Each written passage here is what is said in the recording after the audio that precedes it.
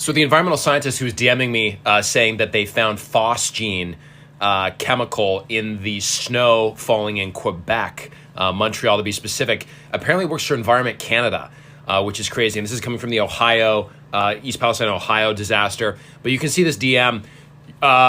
Thank you for doing what you do to get this info out to the public. I'm employed by Environment Canada. I'd be open to the idea of a podcast. I asked him to do a podcast with me if he could, share his data. My only concern is that I'm in a bit of a whistleblower situation here.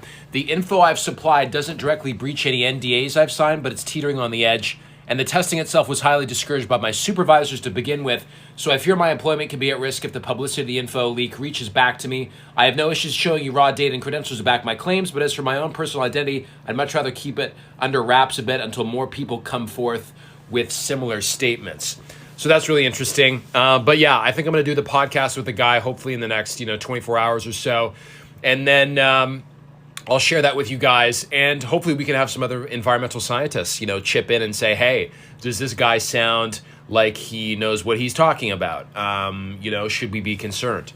So this environmental scientist also added, the direct levels of phosgene aren't super high. We're looking around 5 parts per million, which is enough to cause things like headaches and respiratory irritation.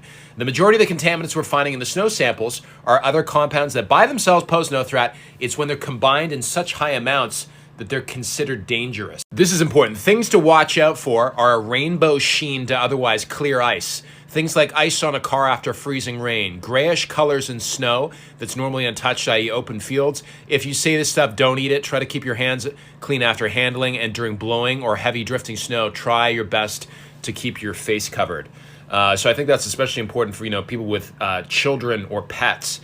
Do not let them eat any of the snow or play unsupervised in snow right now because there could be this phosgene leftovers from the fallout from East Palestine still in the snowpack. I would also say anyone who's going out camping, I'm a big camper, and I just literally in the wintertime, you put snow into a kettle and you just heat it on a fire and you melt it down. So I'd be careful if you're camping out there anywhere within a few hundred miles, multiple hundred. I mean, Montreal, this is where they're finding this. Montreal is a long way off, so you got to be careful about that.